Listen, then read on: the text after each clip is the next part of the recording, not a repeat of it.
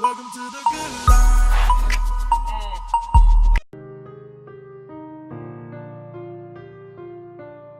Over 20 years ago, I coined the expression think big, and it's been a part of my life ever since.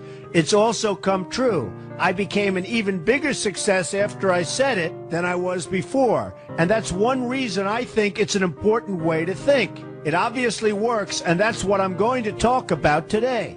What I said exactly in my first book, The Art of the Deal, is as follows. I like thinking big. I always have. To me, it's very simple. If you're going to be thinking anyway, you might as well think big. That book was a bestseller, and it's considered a business classic at this point. But I never thought those words would become bestsellers in their own right. It's an interesting point that I'm famous for two very short statements. Think big and you're fired. But let's stick to the first one for today. And I'd suggest strongly that you pay attention so that you won't have to hear the second one. Thinking big starts with the details and grows from there. Because I'm a builder, I'm very aware of the importance of having a good foundation. You can't take chances in construction. You can't be haphazard and say, well, maybe this will work, maybe it won't, so let's try it and find out. Because a lot of people will be at risk. I have to know if something will work or not. Every inch has to be accounted for. In other words, thinking big starts with being thorough. So number one, be thorough. Don't count on happenstance to get you anywhere, because it won't. Number two, get a momentum going and keep your momentum going. You have to have big ideas, but you've got to have the energy to get them done, which can sometimes take a long time. If you don't have momentum, you will not have what it takes to get the job done. Patience alone isn't enough. I have a lawyer friend who used to refer to me as the reverse tornado who builds everything in his path. I always like that because it implies a lot of energy and a lot of momentum. And that's exactly what it takes to get anything done. So keep your momentum going. Number three, stay focused. You have to stay focused. The minute you lose focus, you will also be losing your momentum. They go together, and you will accomplish a lot more, even amazing things, if you make sure you keep these two things working together for you. I've seen very talented people literally go down the drain because they couldn't seem to keep their focus long enough to get anything done. In this day of multitasking, that can be a real challenge, but it's absolutely necessary. Ask yourself this question: what should I be thinking about right now? That simple question can restore your focus in no time at all. Number four, look at the solution, not the problem. This is very important if you ever want to learn to think big. And here's why. No matter what you do, you're bound to run into problems. It's just part of life, a part of business, a part of anything worth doing. If you let the problems get in your way, they'll become bigger than your idea was to begin with, and you will be a wipeout. No matter how bad things look, keep your focus on the solution, and you will be surprised how things can work out, and work out properly. One way I do this is to ask myself when confronting a possible problem, is this a blip or is this a catastrophe? A catastrophe is something like an earthquake, a tsunami, a war, and so forth, and a blip is everything else. Right away you'll have the right perspective and your equilibrium will be restored. So keep your focus on the solution. Number five, see opportunity for what it is, an opportunity. For example, why are you listening to me today? Curiosity? You like me? You don't like me? You want to learn? You have nothing else to do? You want to hear me tell you you're fired? I hope not. But whatever your reasons might be, they brought you to a good place to get involved and to learn. And that's an opportunity right there. People think that because I'm rich and famous that I know everything. I know a lot, but one thing I know is that I don't know everything. So I ask myself this question every day. What can I learn today that I didn't know before? And you know what?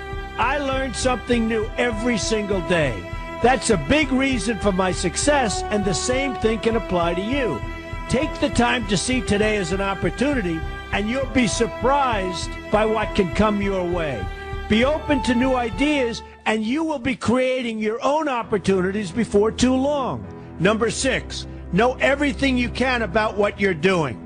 That's a good way to cover your bases. Another good way is to read the book Robert Kiyosaki and I have written together, Why We Want You to Be Rich. It's about covering your bases and knowing what's going on. I remember when some guys came in to meet with me about a great idea they had for an atrium for a building on Wall Street. It was a beautiful idea except for one thing. None of them had thought about how the building would be supported around this fabulous atrium. They didn't take into account the steel columns that were necessary to support a 72-story building. A very big and embarrassing oversight that could have been avoided if they'd taken the time to think about what they were doing. Don't let that happen to you. Know what you're doing first. Number 7, be lucky. Remember the old saying, the harder I work, the luckier I get. Well, it happens to be true. It works for me, and I've encountered some pretty big successes. But this goes along with something that's absolutely necessary for great success. Be passionate. You have to love what you're doing if you want to be successful at it. My father told me that it's absolutely true. I might work 7 days a week, but it doesn't seem like work to me because I love what I'm doing. If you don't like what you're doing, find something else to do, or do it part-time until you can find something full-time. You will never be successful, happy, or healthy unless you're doing what you love to do. That's just the way it is. So give it some thought. In fact, give it a lot of thought. For example, if you're feeling frustrated, there are 2 ways to look at the situation. Frustration can mean that maybe you're expecting too much, or it can be an indication that you know you should be, or could be, doing more. Use frustration as a motivator. Use it to get where you want to go instead of staying where you don't want to be. But above all, be passionate. That's the fast track to success, no matter what your interests are.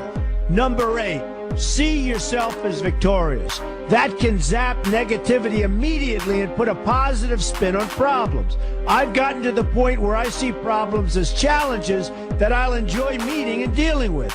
My point here is that no matter what you do, you will encounter problems. Why not see them as challenges instead and know that you are more capable of dealing with them? That's positive thinking with a realistic slant. When I go into negotiations, I keep an open mind to what may happen. But I can tell you that there's already a done deal attitude on my part. I've already thought the process through to the extent that I know everything will be better off if they agree with what I've come up with because I've taken both sides into account. I enter the situation with a victorious attitude, and I've had enough victories to know that this attitude works. Use it. Number 9, be smart. Know that you have something unique to offer because you do use the tools that are provided for you and remain open to new ideas. That's being smart. That's also where innovation comes from. Being smart means you know how to use what you've got. That doesn't mean there's nothing left to learn, but it means that you will have the ability to learn and move forward with success. And success is very important. Success is what you want. Just be successful. Believe me, you'll be happier. I know people who have had very few real advantages in life, and yet they've managed to become giant successes. They figured out how to use what they had, not to dwell on what they didn't have. I'm convinced that everyone has something useful to offer, and if you apply yourself diligently, you'll find that you have what it takes to succeed, and you're going to be a lot happier for it. Number 10, above all, never give up. Never, never, never give up. The only time you will be a failure is if you quit trying. Only losers quit. The biggest losers in the world are quitters. Winners keep on going. So whatever you do, never give up.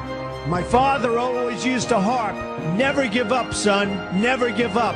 Don't ever quit. I never want to see you give up or quit. Well, my father was a smart guy, and I listened to him. And remember, think big.